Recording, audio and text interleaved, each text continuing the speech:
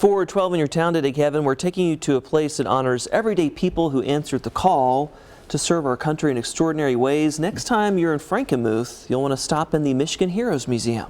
It's an incredible honor to do what it is that we do here at the Michigan Heroes Museum. Inside the Michigan Heroes Museum in Frankenmuth, you'll find row after row of men and women who answered the call and made great contributions to our nation's military and space programs. They're all our heroes. The more than 2,000 square foot space is filled with dozens of cases. This here is Vietnam. With the faces of veterans who served in conflicts from the Spanish-American War to the war on terrorism. What we do is we tell the stories of Michigan servicemen and women so that those stories are never forgotten. It's a museum that acknowledges the great sacrifices that come with war. It's a shrine to those who fought for our freedom. Instead of talking about the items and the things, right? The weapons and all that stuff, we tell the individual stories. John Ryder is the executive director. He says helping tell those stories is an important mission. This gentleman stands out for a good reason, right? Yep, so Chief Master Sergeant Dwayne Hackney from Flint, Michigan is the most highly decorated enlisted airman ever. There are so many Michiganders who stepped up, like Eddie Johnson, also from Flint, who had to learn to read or get kicked out of the military. He really taught himself how to read in boot camp there. And there's the story of Travis Mills from Vassar, who was critically injured during his third tour of duty in Afghanistan. He drops his rucksack to the ground behind him, and it landed right on top of the IED they buried the night before.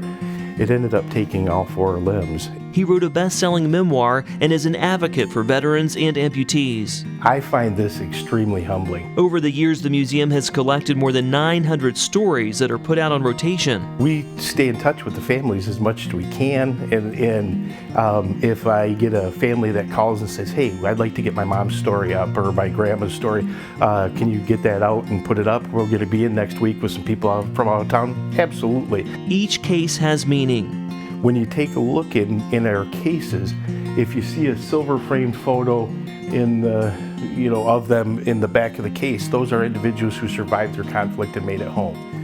But like over here, we've got a gold frame, the people that passed away in the line of service. The museum has a digital directory you can look through. You can also find stories based on geography. One of our largest concentrations is the Genesee, Shiawassee, and such, the area. Ryder says each person recognized has something in common, their dedication. We've got 2 Medal of Honor recipients that came back and were postal carriers. All gave some, and some gave all, and they deserve all the honor. Whether these individuals volunteered or they were drafted in to their service, they served proudly and they served honorably. And if you can take 90 minutes out of your life and come through the museum and honor them for the way they honored you with 2, 3, 4, sometimes 30 years of service, we all owe them that much. It really is an impressive display that is right here in Michigan. Yeah, and the history there, and of course, we're losing that as the greatest generation. There's not that many folks left. That's right. Now, the museum is celebrating 50 years this year. It sits on Y Street near Bronner's. And also, take note here, coming up on May 13th, this is a ticketed event. The museum is hosting Captain Richard Phillips. You may remember his vessel was hijacked by Somali pirates in 2009. It was made into a movie. Yeah. Tom Hanks played him. You can find out more information on that event by going to mymiheroes.org.